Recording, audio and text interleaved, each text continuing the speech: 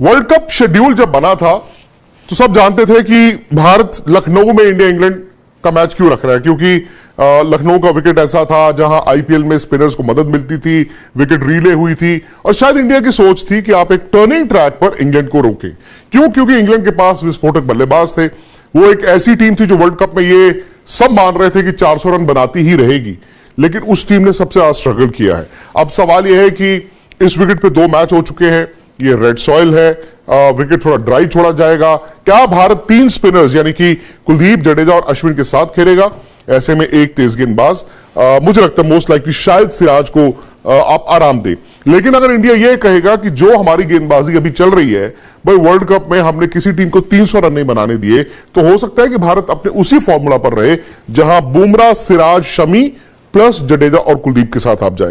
खैर, अब सवाल यह भी है ना कि इंग्लैंड ने 5 में 1 मैच जीता है, इंडिया ने 5 जीते हैं, यानी कि इंडिया नंबर 1 के लिए खेल रहा है और इंग्लैंड जो है वो फिलहाल बहुत नीचे है, मतलब वो बॉटम ऑफ द टेबल है। यहां से इंग्लैंड टेक्निकली वर्ल्ड कप से बाहर नहीं हुआ, लेकिन आप भी जानते हैं कि उनके चांसेस ना के बराबर हैं। अब भारत 2 पॉइंट चाहता है, क्योंकि जैसे ही आपकी 6 जीत हो जाएंगी, इस मैच को इंडिया जीत जाएगा तो पहली टीम बन जाएगा इंडिया जो सेमीफाइनल में चला गया।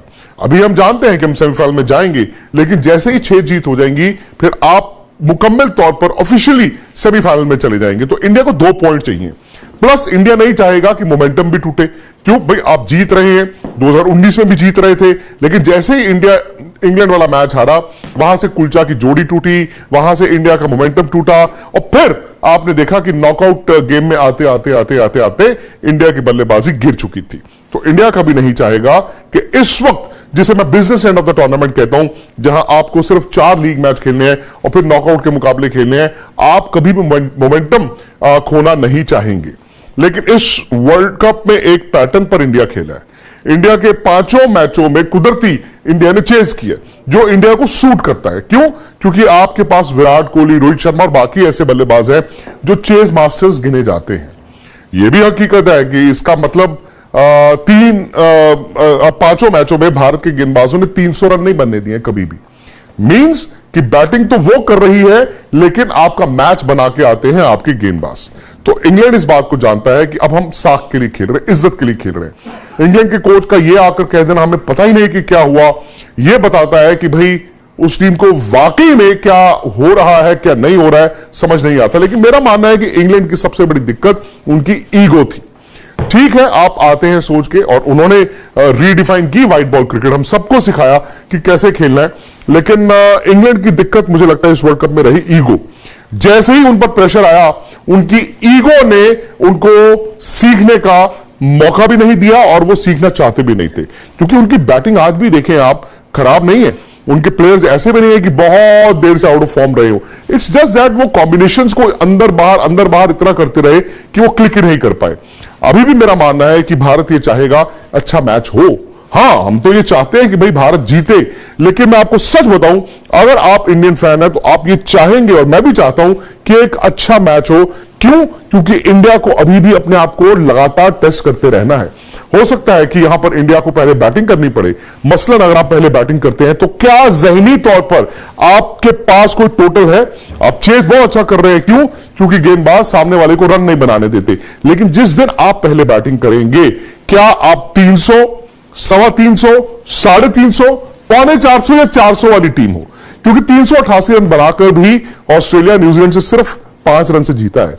विच मीन्स कि जब आप पहले बैटिंग करेंगे, और ये पहला हो सकता है आपको बैटिंग लीग मुकाबलों में ना मिले, आपको नॉकआउट मुकाबले में मिल जाए, तो उसकी तैयारी आपको पहले करके रखनी है कि अगर हमारी पहले बैटिंग आती है तो हम कितने रनों के लिए जाएंगे। विकेट को आप रीड करते हैं, आप सिचुएशन को रीड करते हैं, आप कंडीशंस को रीड करते हैं।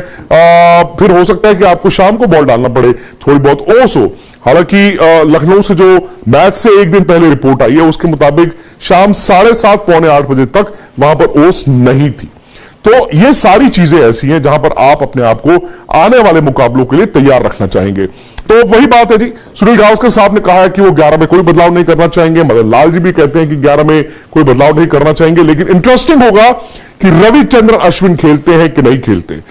बड़ी बात, इंग्लैंड, कौन सा इंग्लैंड आता है? और मैं, अगर जैसे मैंने कहा, मैं ये चाहूंगा इंग्लैंड एक असली इंग्लैंड आए, वही इंग्लैंड आया जो इस वर्ल्ड कप से पहले आया था।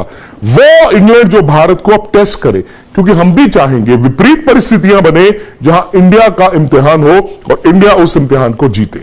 आप भी अगर जीतना चाहते हैं तो आप जानते हैं एक ही डेस्टिनेशन है, वो है सुपर 11 फैंटेसी लीग।